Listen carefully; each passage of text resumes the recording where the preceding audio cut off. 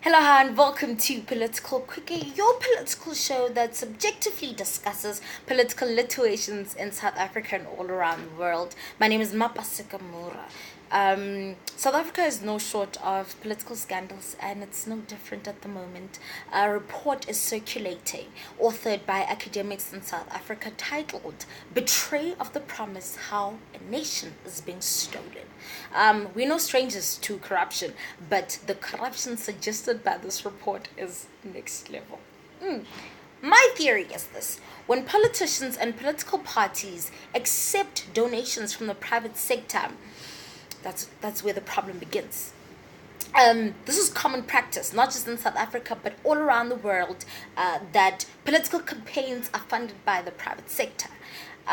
Without those funds, they're unable to go around kissing babies or giving us food parcels or creating policies or, like some other political party I know of, build us roads 2 weeks before the elections, and then after the elections, dollar or nothing happens.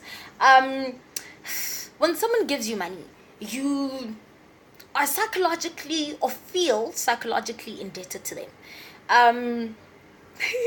Kind of the same relationship with government and this public sector, hypothetically speaking, that is. So if they were to ask them for a favor, it is likely that they would concede because, again, psychologically they are indebted to them. African leaders and this notion that seek ye first political power and everything shall be added unto you, is the furtherance of the problem. If there's anything, and I mean anything at all, that neocolonialism has taught us, is that seek you first economic power and everything else, or all the other powers, will follow. And I feel like that's pretty much the notion we should be following. Like, gain that economic power, and then politics will fall into place, media will fall into place. But what does a 21-year-old know anyways? Anyways, moving right around to other news. General Motors is moving out of South Africa.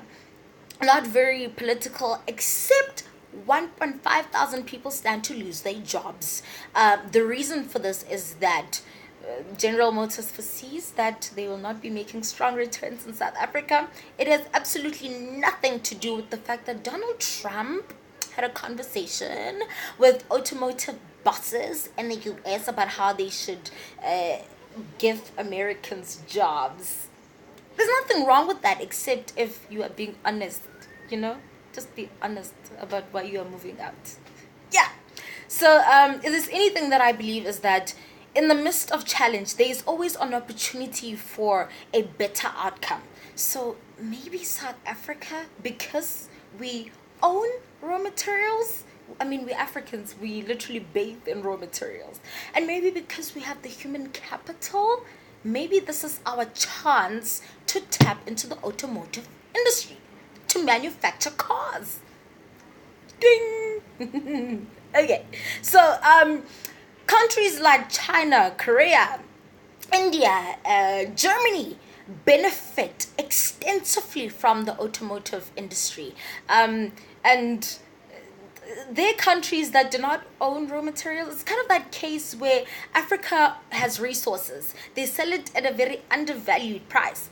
And then the other countries manufacture that thing. And then they sell it at an overvalued price. So maybe this is the time to sort of kill two birds with one stone. Yes. So agriculture is taking a bit of a right now. So you could have another industry creep in and sort of create income for the country.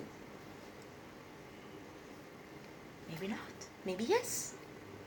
Okay, so on our international news today, it concerns a man that is very close to my heart. A man who's full of integrity and is no short of intellectual capacity to run this country, our president. Allegedly, he is moving to Dubai when he retires. So my favorite part of the email that was published in the media is when he praises Dubai for the strides it has made in development. In the figment of someone's imagination, maybe they are the same strides that he has made in South Africa. Dubai is a country that takes the combating of crime seriously. And for an upright citizen like our president, he is sure to get a citizenship in, yeah, that place. Well, I love you guys. Have fun. Do your best. Love a lot. And subscribe. Subscribe. See you guys next week.